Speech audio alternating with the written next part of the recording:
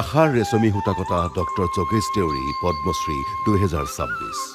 doctor Jogesh Deori এজন ৰেচম বিশেষজ্ঞ যিয়ে থলুৱা ৰেচম খেতিক এক উদ্যোগলৈ ৰূপান্তৰিত কৰিলে তেওঁ নিজ মাতৃক সূতা কাটি সংগ্ৰাম কৰা দেখিছিল অনুভৱ কৰিছিল প্ৰকৃতিৰ অনিশ্চয়তাই কৃষকক অসহায় কৰি ৰাখে মই আচলতে লৰালি কালৰ পৰাই মাৰ পৰাই দেখিছোঁ যদি পিছলৈ এইটোৰ ওপৰতে এটা কাম কৰিবলৈ সুবিধা পাওঁ নিশ্চয় ইয়াত এটা নতুনতা এটা সংযোজনো কৰিব পাৰিম তেওঁ দৃঢ় প্ৰতিজ্ঞ হৈ এৰী পলুৰ ওপৰত গুৰুত্ব দিছিল যি স্থিতিস্থাপক কম যত্নতে পালন কৰিব পৰা আৰু অধিক উৎপাদনক্ষম কিন্তু হেঙাৰ হৈছিল ইয়াৰ খাদ্য কেঁচেৰু আৰু এৰা গছৰ পাতৰ উপলব্ধতা যাৰ অভাৱত কৃষকে উপাৰ্জন হেৰুৱাইছিল ডক্টৰ দেউৰীয়ে বিকল্প হিচাপে শিমলু পাতৰ প্ৰচলন কৰিছিল ফলত গোটেই বছৰটো উৎপাদন নিশ্চিত হৈছিল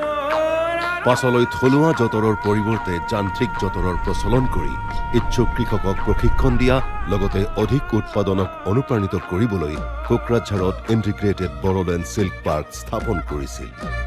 প্ৰডাক্টৰ ডিমাণ্ডটো বাঢ়ি গৈছে সেইটো হিচাপত আমি অসমৰ বাহিৰতো বহুত ভালেখিনি জাগালৈ আমি প্ৰডাক্টখিনি আমি বিক্ৰী কৰিবলৈ পাৰিছোঁ আৰু সেই ক্ষেত্ৰত আমাৰ চাহিদাও বহুখিনি বাঢ়িছে তেওঁ পলুৰ লেটা সংগ্ৰহৰ পৰা আদি কৰি কাপোৰৰ ছপা কাৰ্যলৈকে সকলোবোৰ এখন চাদৰ তললৈ আনিছিল ফলত মধ্যভোগীসকল আঁতৰি গ'ল আৰু কৃষকৰ লাভ নিশ্চিত হ'ল তেওঁৰ প্ৰচেষ্টাই 1006খন গাঁৱত এক নীৰৱ বিপ্লৱৰ সূচনা কৰিছিল য'ত মহিলাসকল আছিল মূল সিদ্ধান্ত গ্ৰহণকাৰী আৰু আৰ্থিক নেতা আমাৰ সমাজৰ দৰিদ্ৰ শ্ৰেণীৰ মানুহখিনিহে কামটো কৰি আছে সেইটো যদি আমি শিক্ষিত চামলৈ নিব পাৰোঁ ভাৰত চৰকাৰে এটা সংকল্প লৈছে 2047 চনৰ আগতে বা 47 চনত আমি চীনক হৰুৱাই আমি ভাৰতবৰ্ষৰ প্ৰথম স্থানত আহিব লাগে তেওঁ ঐতিহ্য আৰু প্ৰকৃতিক একেলগে বিকশিত কৰিবলৈ মানাহ ৰাষ্ট্ৰীয় উদ্যানৰ ওচৰত এখন মুগা অভয়াৰণ্য গঢ়ি তুলিছিল কাইলৈ মুগা যদি নাইকিয়া হৈ যায় আপোনাৰ